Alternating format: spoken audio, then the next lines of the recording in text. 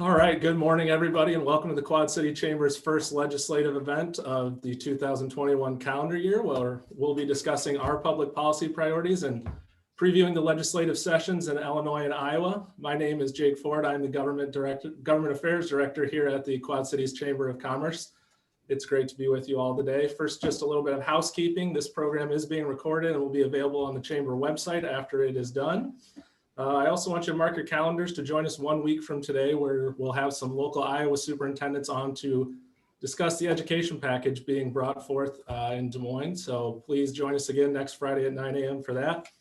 Special thanks to our Legislative Series annual sponsors, AM General LLC, Arconic, Exelon Generations, and Stanley Consultants. Now I'd like to introduce the chair of the Quad Cities Chamber Board and owner of Edwards Creative, Kathy Edwards. Thanks, Jake.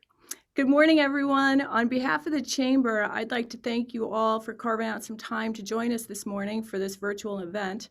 As you know, the Chamber remains committed to advocating for public policies at the local, the state, and the federal level. We understand that this commitment will enhance our economic competitiveness, increase investment, and benefit our members and our regional economy. We're all here today because the 2021 priorities are a crucial component in advancing our region's economic goals. And we want you to know that the Chamber is your go-to resource. We will continue to be a voice for our regional business community. The Chamber will keep businesses informed on the issues as we continue to maneuver through the COVID-19 pandemic. We have the advantage of being a bi-state region. We get support from Iowa and Illinois legislators, and we will continue to advocate for the two states to work together. We're all excited to hear from the legislators as congressional sessions are getting started, because there are many advocacy priorities important to the Quad Cities: economic development, business climate, education and workforce development, transportation and infrastructure, placemaking, the arsenal, healthcare. As a member of the Chamber and as board chair, I'd like to thank all of you here today who have engaged with the Chamber to identify these priorities. I'd also like to thank our panelists, our sponsors, and the entire Chamber team for making it possible today. I'll hand it back to you, Jake. Thanks, Kathy. You can find our full list of regional advocacy priorities on our website, quadcitieschamber.com. There you'll also find our Advocacy Action Center, where we'll ask business owners and community members to respond to legislation that's coming or issues we think are important to our business community. This year, you'll also see our government affairs team rolling out a page on our website that simply just gives you the bills we're tracking, bills we're supporting or opposing based on your feedback. So please stay tuned for that, as well as our e-news updates that come into your inbox every week. If you haven't already, please sign up for that. That'll be a great resource as sessions really heat up here in the next few months. Please enter your questions today into the Q&A box at the bottom. We'll try to get to as many of them as possible. If there's specific things, please, we will try to get the questions that are most likely to keep coming up, or if there's some that we think are very interesting, we'll get to as many as we can. So please be interactive with us today. We're looking forward to getting your questions to our panelists. Now, I'd like to introduce our first panelist. That is Iowa State Senator Chris Cournoyer, who represents Iowa's 49th Senate District, which includes LeClaire, Clinton, and DeWitt. She also serves on the Governor's STEM Council, is the chair of the Education Appropriations Subcommittee, and is a small business owner in the web design and development industry. Senator Cournoyer, thanks. We appreciate you joining us today, and I'll turn it over to you for a couple opening remarks. Oh, sure. Well, thank you for having me. I appreciate everything that the Quad City Chamber has done, especially through the pandemic, making sure that all of your members and non-members in the local business community are aware of all the resources that are available to them to help them get through the pandemic. We just started the legislative session 3 weeks ago. Jumped right into subcommittee process right away. We're using Zoom for those subcommittees, which I really appreciate that we're utilizing technology to allow more people access to the process. So people are dialing in from across the state and being able to get their input in on our subcommittee process, which I hope that's something that we can make permanent. But we're jumping right in already with some big bills this week, but we're really focused on improving our tax climate, really focused on improving the individual income tax. We're looking at a sustainable funding source for mental health that gets us off the property tax rolls. And then we're just working really on economic recovery from the pandemic and addressing our workforce issues, because once again, Iowa has a very low unemployment rate. It's even lower now than it was before the pandemic. So working through those workforce issues to help attract and retain people in our state and strengthen the economy, because everybody wants money for education, they want money for public safety, they want money for mental health and everything else. And I always say, if you want a bigger piece of the pie, you gotta bake a bigger pie. So growing the economy is the way to do that. And we can't grow a educated, trained workforce without a strong educational system. So, and we can't grow the economy without the workforce. So it's all interrelated. And I think we're off to a really good start. We ended the fiscal year with a $305 million budget surplus. So that puts us in a good position going forward. But with that, I look forward to taking questions and the discussion that we'll have today. Thank you.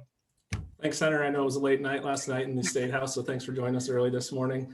You're welcome. I'd like to introduce our second panelist now. That is Illinois Representative Tony McCombie of Illinois 71st House District. That stretches from Coal Valley and Kelowna all the way to Rock Falls and Savannah. Representative McCombie is also a small business owner operating Blue Appraisals and is the former mayor of Savannah. Representative McCombie, thanks to you as well for joining us, and I'll turn it over to you for some opening comments. Well, thanks. Next to the senator, I sound kind of dumb. I love all the stuff you do with the kiddos in STEM, so I appreciate that. Appreciate you. No, so we are in Illinois, and I'm not sure, Senator, if you're aware, we've had a huge change in our government in Illinois. House Speaker Madigan is no longer, after 45 years as the longest serving speaker. He is no longer. Representative Speaker Chris Welch is now the Speaker of Illinois. And on a plus side, the Farm Bureau has a great program called Adopt a Legislator. And Speaker Welch is actually the Whiteside County Adopt a Legislator. So he is actually familiar with Whiteside County and the Quad City area. So that could be at least a consideration for good legislation, at least having a seat at a committee hearing before it can go to the House floor. So appreciate that. We just got done with lame duck session where 200 bills from the majority dropped. Luckily, we did not address 200 bills, but we did address the priorities of the Illinois Legislative Black Caucus, and that had basically 4 pillars, and those referenced criminal justice / law enforcement being one pillar, education being one pillar, economic access being one pillar, and healthcare and human services being the other. Now, some of those things did pass. One of those that would have really impacted the Quad Cities that did not pass, luckily, was the healthcare and human services bill, because that would have drastically changed how our local hospitals, including Unity Point, who has spoke out against the bill. People need to be sitting at the table that are players in these fields. And unfortunately, we have had a lot of Senate hearings that were not part of the Open Meetings Act, not required by the Open Meetings Act. We as the House were invited to attend, but typically only the chair, the minority chair, had a voice in those committees. We really did a disservice to the public by not being in Springfield since March. And since then, unfortunately, they've canceled all of February except for one day. And I believe that is to pass new rules, which I hope are better, more transparent, and hold us more accountable compared to past rules. I think I've said this ever since I've been elected, that the rules process is really not one of the better things that Springfield has to offer. I have requested, as of 10 o'clock this morning, our committees had to be in place. We just got our notice yesterday, and things that hopefully we had to put in our top priority. And I've put in for cities and villages, which I've always been on that committee since I've been there, transportation concerning regulation, roads and bridges, energy, which is going to be huge for the Quad City area as they're looking at a bill for Exelon, which, as you all know, is an economic need in our area, let alone an energy need for our state. Nuclear energy provides 80% of clean energy for Illinois. If we don't have our local nuclear plants, what's going to happen is that we are going to have to be buying our energy elsewhere where we have no oversight on how they're doing their business. I've also, a committee that came back that I was in my first term is a special committee this year is tourism. And I've asked to be on that as well. And I hope that they really look at how COVID has affected our food and beverage, our hotels, our convention centers. So I am hopeful, cautiously optimistic that we will get back to Springfield and we'll have a better year for citizens in Illinois. Another thing that has happened too with obviously and I think I only had 3 minutes, I'm sorry, Jacob, but we had huge budget deficits because the budget was balanced on the CARES Act, which has not come through. But I don't think that the CARES Act should be paying for bad decisions in Illinois or any state for that matter, concerning bad spending, pensions, pension liabilities, et cetera. The governor has, which will affect the Quad Cities as well, has announced a $500 million, which actually became $1 billion in debate for decoupling, which could be a detriment to small business owners for a federal tax law. Also, going back on the original agreement for the expansion of EDGE, River's Edge, and these were, it's only a $20 million savings, and I say only. I never would have said that in the beginning, but we have over a 40+ billion with a B budget and $20 million to taking away for one of the only tools we had in our toolbox for the Quad Cities is really a detriment. So thank you. I also will take many questions. Thank you, Representative. And again, to all of our attendees today, please utilize the Q&A box at the bottom as we're rolling through some questions here. We're happy to get in as many as we can. I wanted to start with something you both briefly mentioned. We know in 2020, both sessions were canceled due to COVID. In 2021, we started to see some ideas and proposals of what we can see to kind of bounce back from COVID-19. Are there things that you're seeing or hearing from colleagues or even bills that have been introduced that our small businesses here on the call today should be watching, should be thinking about? Is there anything as sessions have gotten started in both states that are direct relief for small businesses that they should know about? Representative, you want to go first? I went first last time. Yeah. Okay. Yeah. Illinois is, again, if you often visit, well, the chamber's been great about getting out the information as well, but the big grants and the grants that are coming through DCEO in Illinois, they're pretty labor intense, but there is help out there. I know the chambers are doing it. I've got a local business owner here in Savannah, an accountant who has been one of the highest producing for our small businesses at navigating through the levels of bureaucracy that we have just to help our small businesses. So those are going to continue. In Illinois, we're really seeing a large target for areas that you get additional dollars or open to additional dollars for those areas that have not only been hit by COVID, but also been hit by civil unrest. So those are the big things in Illinois right now. Yeah, so we've had a lot of good recommendations. We had an Iowa Economic Recovery Task Force that met with members from all over the state that made recommendations on a big economic development recovery package that we'll be seeing here shortly. I think that the Iowa Economic Development Authority, led by Debbie Durham, has been extremely responsive and agile and innovative with how they've responded and utilized those CARES Act dollars. So I think we're getting those recommendations, and because of our strong budget position in Iowa, we're able to leverage those CARES Act dollars. I think the government passed a $900 billion package a month ago, and there may be more on the way. So having a strong fiscal budget already going into the COVID situation, I think, has really positioned us well to boost existing programs. I know, the first thing Governor Reynolds said in her condition of the state speech, that we need to continue to amplify our broadband access across the state. And it's not just access, it's bandwidth, as we've all discovered through all these Zoom meetings, that it's not enough to have access if you get kicked off a meeting or you've got kids, logging into school downstairs while you're trying to have a work meeting upstairs, or even the telehealth has really been a huge huge impact and really amplified the need to strengthen the broadband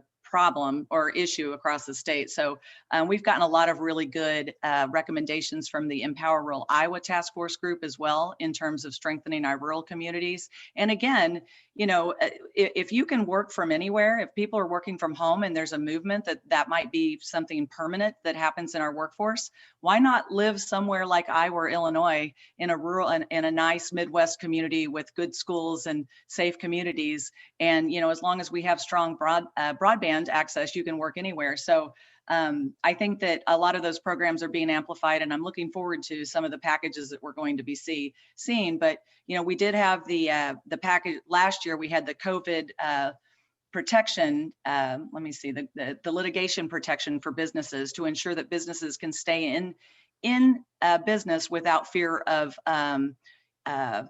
lawsuits, frivolous lawsuits. So we want to make sure that businesses are able to continue providing for their employees and their families, continue to stay in business as long as they're doing it in a safe and responsible manner. And we need to get, and we just passed a bill this week in the Iowa Senate to get our kids back in school full time, because again, some of these kids haven't had quality in face-to-face education since March.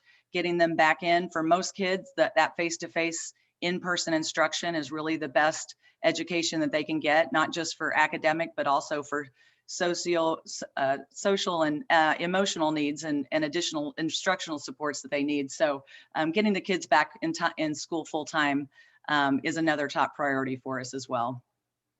Great. Thank you, Senator. Kind of on this topic, and we've received a question from one of the attendees. Is there anything to share on the rollout of FEMA super vaccination sites in each state? Or is there anything on vaccines that business owners should know both in Iowa and Illinois as we're moving forward? Well, I know that the governor Governor Reynolds last week rolled out the phases in which people are receiving vaccinations in the state. And with our return to learn plan to 100% children in the classrooms, teachers have been moved up on that list. So I believe that that's all. Some are already receiving vaccines as they become available. But I know February 1st is really the date where that's really going to be amped up. And we're working closely with our federal delegation to make sure that we have enough vaccines to meet the demands and get them out in a timely manner. Yeah, and I would say the same in Illinois. The governor announced that they're going to be doing National Guard mobile sites around the state. I think the biggest confusion for a lot of folks, especially with 1B rollout, allowing for 65-year-olds plus to be getting it, is we don't have a lot of the retail pharmacies up and running yet. So even though you're able to get the vaccine, a lot of people don't know where to go. A lot of our seniors aren't internet savvy. So that's also a concern. So they're calling our local health departments, getting on a list. And of course, they want it right now. Like we all want, you know, we're instant gratification, this country we're living in, but they're really having some issues getting the inventory, and hopefully that will be coming here soon, because there are a lot of folks that are wanting it. One of the questions the governor had was there was areas in the state and down south, especially, that moved up to the 1B because they'd already used all the 1A prior to the time. And you know, I don't know if that's the right way or the wrong way, but as many people that want to get vaccinated certainly need to get vaccinated, and how they get it is right now what Illinois is struggling with. But hopefully we can get that resolved here very quickly. Great, thank you both. One of the Chamber's priorities this year, as you both have seen in our documents, is childcare. I want to go to a question again from the audience from Betsy Bransgard at United Way Quad Cities. She wants to know if you could give a sense of any childcare proposals that would address access and affordability, as well as provider reimbursement rates. I'm not sure if one of you wants to step up to the plate on that to start us off. I had to mute myself because a train was going by. I will start. A lot of that work is being done in the Iowa House right now. You know, Iowa has a situation with a child care cliff where once you get over a certain level of income, you lose your child care credit altogether. And we certainly don't want people to deny promotions or salary increases because they are going to lose their child care benefit. So there's a good bill this year to address that. So it's more a phased out approach so people don't lose that benefit. And then we really have a shortage of quality quality childcare centers. And, you know, that's another thing that was amplified through the pandemic as people are trying to work, their kids are staying home from school or doing the hybrid situation and making sure that, you know, schools have stepped up to the plate. And so those partnerships are really important with schools and then with businesses, those public-private partnerships where we meet those needs of the community. Have been some wonderful pilot programs and examples where businesses and childcare providers have really worked together, teamed together to provide that for the employees in their area. So those are, I was just talking to Debbie Durham on a call about it yesterday. So those are programs that they're really going to start to scale. They have successful programs. They're going to use the success of those programs to scale them across the state. So help is on the way on that. And then, you know, the other situation too is that, you know, the pay, what people can afford to pay is not competitive with private industry. So, you know, if somebody can go to Walmart and get a better paying job with benefits, you know, they're not going to go to some of these jobs that pay, you know, 10, 12 bucks an hour. You know, when we have more jobs than people, it's a very competitive market for those people to work in those jobs. And we want to make sure that salaries are competitive so that we can keep, so we can attract and retain those quality workers in the childcare field.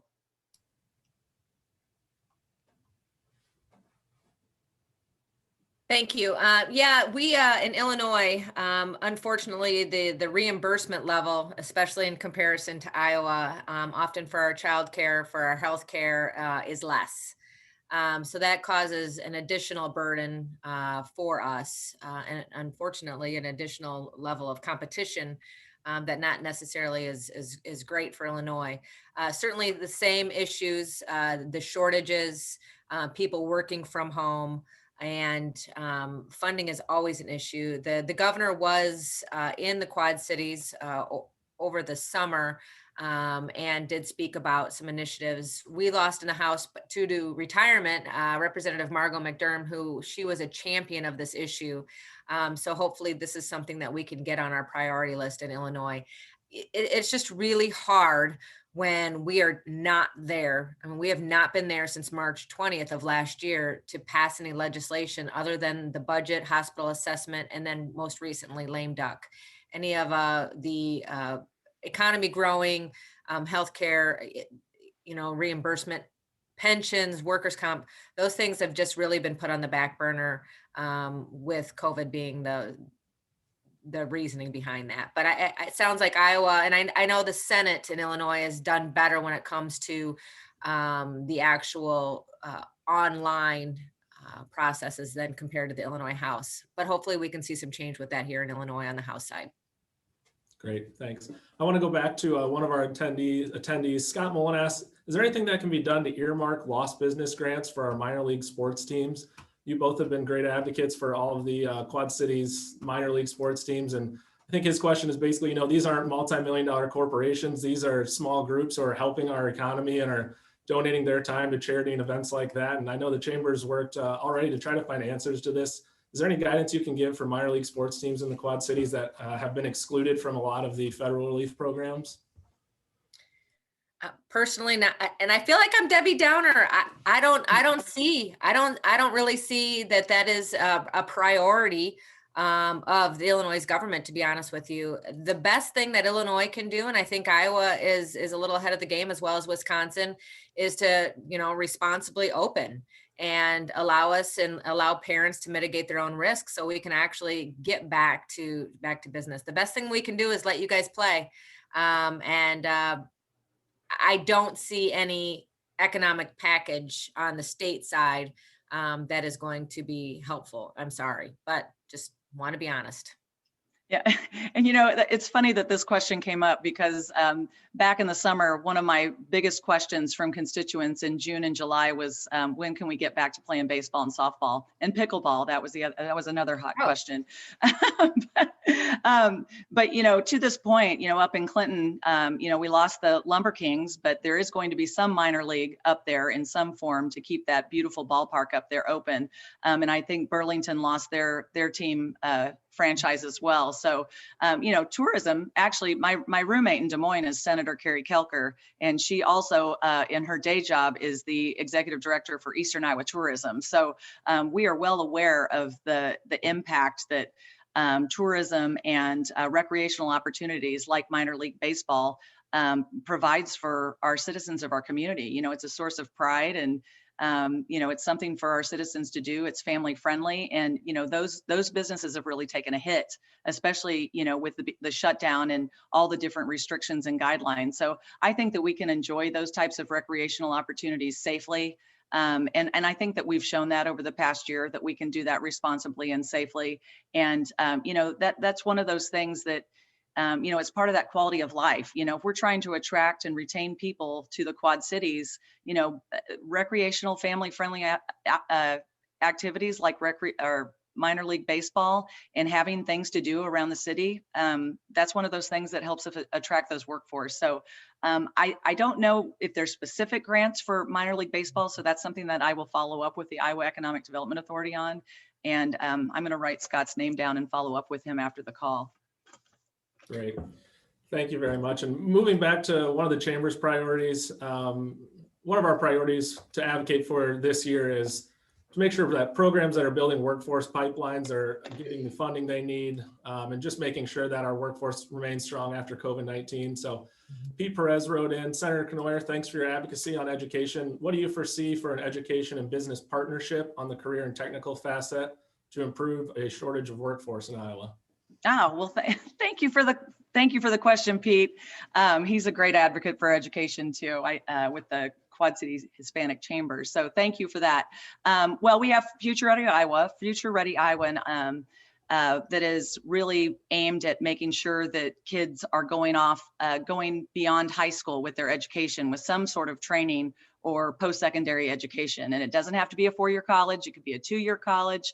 It could be apprenticeship program. It could be going right into the workforce, but you know, we need to make sure that students are prepared to go into the global economy workforce and be competitive. And we're starting, you know, at early ages at the junior high level, making sure, you know, hey, what do you want to do when you grow up? Let's start exploring careers, and what can you be doing in terms of concurrent enrollment and community college classes and training while you're still in high school, that will help offset educational costs when you get out of high school. So our community colleges have been extremely resilient and agile in terms of meeting the COVID you know, situation, and in terms of meeting the workforce needs, not just for kids getting their 2-year degrees, but for workforce training around the area. The Blong Center out at Scott County has just been critical in terms of providing workforce training. So we do have a really good big vote coming up on March 2nd for Eastern Iowa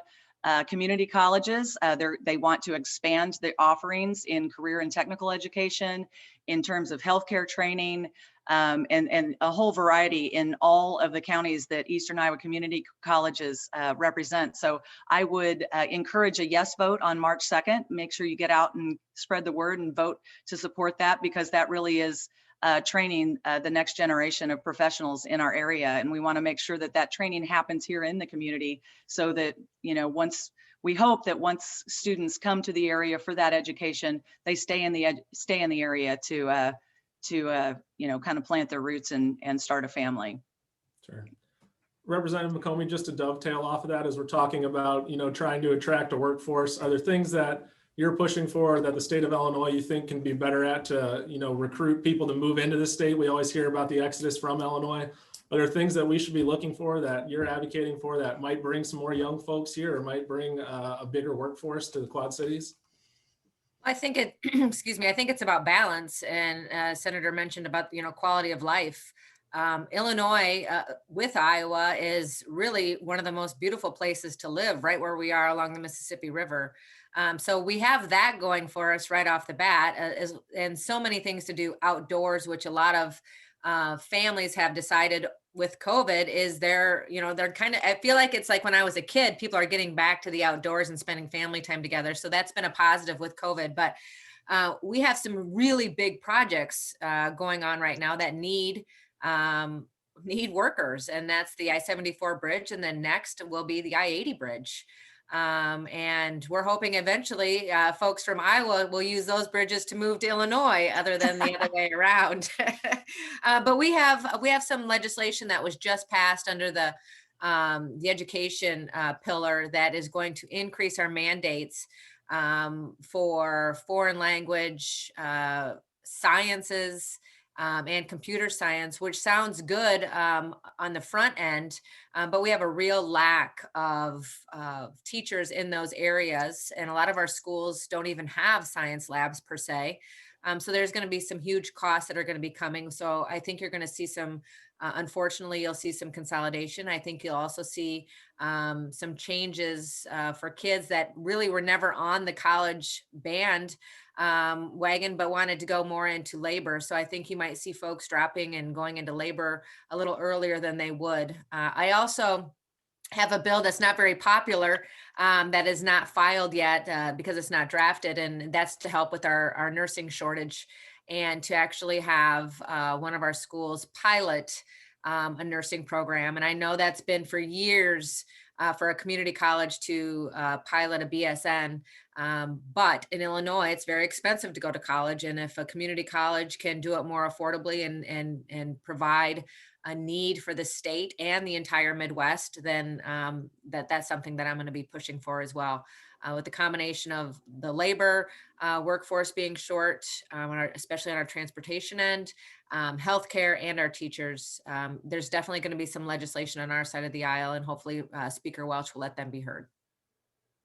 Great, thank you. Just to kind of come back to how we're bringing folks here and how businesses are thriving, Jason Gordon from Valley Construction is wondering on the Iowa side specifically, do you foresee continued scrutiny of incentives like TIFs and historic tax credits? I know Senator Knorr, we've talked about, we might need to be doing some advocating on that front. So are there things that folks can be doing that are on the call today to make sure that those incentives stay in place? Yeah, that's something that we're always looking at. And, as a former school board member from Pleasant Valley and Leclerc's use of TIF, I'm certainly sensitive to that subject. However, I also recognize that TIF is a very, very useful economic development tool when it's used responsibly. And I think that most communities do use it in a responsible way. So it's a great tool in their toolbox. And I think legislators recognize that. And I think some of the bad actors have learned some lessons from the past. So I don't foresee TIF incentives going away, because I think it is especially for our smaller communities, I think it's been a great way for them to attract development to their communities. And then, I'm sorry, what was the second part of that question? I think you hit it. We were just looking to see if those were, if there's anything they could do to, make sure those incentives are sticking around. Oh, historic tax credits, I think is what you mentioned. Yeah. So, we look at all tax credits every year, see which ones they are reviewed periodically to see which ones are using, which are effective, and which ones aren't necessarily doing what they were set out to do. So historic tax credits obviously is, helping with clean up some of our downtown areas, especially with some of those older buildings. And we want to revitalize those towns. Senator Tom Shipley's the new chair of the Senate Local Government Committee, and cleaning up blighted areas is his top priority this year, which I truly appreciate. So, tax credits that are working well. I think on our call last week, we talked about the Home Base Iowa initiative, and that's something that helps attract veterans to our community. And I'm grateful to the Quad City Chamber for getting involved in that on the Iowa side to help attract all of the wonderful skills that veterans bring to the workforce in the community. So when we have programs like that we need to boost because they're working, but there's a real problem because we're running out of those credits as soon as we open them up. So as being the chair of the education budget, a lot of those tax credits fall under my purview. So I look forward to working with the economic developers in our area and find out what's working and what we need to boost to enhance. Yeah. Great. And Representative McComey, just quickly on that topic as well. I know in Illinois, the historic tax credits were capped at an amount that some feel like might limit what they can do with them. Is there any chance that cap could get increased for historic tax credits? I would guess no, with his recent announcement with the state enterprise zone, the River's Edge, like I was just talking about, the Edge, the impact, high impact business, those incentives that allowed folks to receive credits for relocation or expansion, that $20 million will not be implemented, even though it was promised and put into the budget and negotiated by the governor and minority leader Durkin. Those unfortunately will not be implemented. So I don't see us utilizing those. When it comes to TIFs, as a mayor of a small town, TIFs really are in our small communities. I think the senator said it perfectly, responsibly using TIFs. There's areas in Chicago that I don't think probably need TIFs, but certainly our small communities, those will not be going away. And as a matter of fact, in Lame Duck, we had a package for some smaller towns, but for them not to implement the $20 million for our River's Edge and our state enterprise zone and our high impact business tax credits, that's going to be a detriment, another detriment for the businesses in Illinois. Sure. I know we're running short on time here. One of the Chamber's other main priorities is enhancing and providing more access to transportation opportunities for all Quad citizens. I know the I-74 coming to a hopeful soon close to have that completed. And you mentioned I-80. Are there other transportation or infrastructure projects either of you are working on that are priorities this session? Well, I can speak for representing Clinton County. Highway 30 is a huge priority for Clinton County, getting that fully 4-laned all the way across Iowa. And, wouldn't it be great if we could take that across the river and hook up to 88 into Chicago? So that is a really big priority. And, we've got about 42 miles to go to fully 4-lane Highway 30 across the state. In fact, I dropped a bill today to try to encourage the DOT to put that as a top priority for them in the next 5 years. In addition, the Highway 67 corridor, I think is really important too as well for that north-south infrastructure. But anything that we can do to take pressure off of Interstate 80, I think. We also passed a bill 2 years ago. I got to run the autonomous vehicle bill because we are looking at a future of autonomous freight moving across the region. Iowa, it'll go right through Iowa and Illinois on Interstate 80, and being prepared for the impacts of that as well. So Highway 30 is a big priority of mine in the Iowa legislature. Mm-hmm. And like you said, obviously 74 and 80 are in process right now. And we do actually, because of 80, my district is one of the biggest spends with the 6-year capital bill that was just passed. However, that comes at a price for consumers with the gas tax. But a huge priority of mine, and one that I think will be done within the capital bill, is right along the river in Route 84 from Fulton to about Cordova, even a little bit, maybe Cordova is far enough, or Albany for sure. We have huge issues, and it's probably the biggest complaint that we receive in my district for transportation projects. But the Hennepin Canal is also a huge concern, and something that we've put forward to help, because that's one of our tourism attractions here, and people use it all of the time.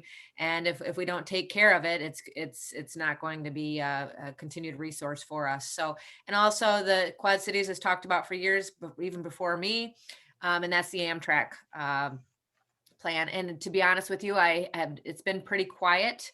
It is, I believe, an initiative of Governor Pritzker to continue with that program as well. Whether you agree with it or not, it is one of his initiatives as well. And what I want to jump into, because I know that it's a priority of our federal legislation in Iowa. I know Ashley Hinson, who's a newly elected Congresswoman, and Congresswoman Miller Meeks and Senator Ernst and Senator Grassley have all talked about a big infrastructure package that they're working on. And I think that, in terms of flood relief and making sure that our locks and dam systems and bridges are all safe, we need to make sure that we have a strong infrastructure to support our economy as well. I just wanted to make sure that I pointed that out, that they're working on it as well.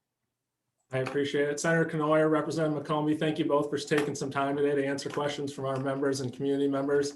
Thanks to everyone who joined us today for this call. And again, thanks to our sponsors, AM General LLC, Arconic, Exelon Generation, and Stanley Consultants. Again, please join us 1 week from today at 9 a.m. when we'll have some local Iowa superintendents joining us to talk about the education package making its way through Des Moines. Until then, have a great weekend, and thanks for supporting the Quad Cities Chamber. Thank you. Thank you.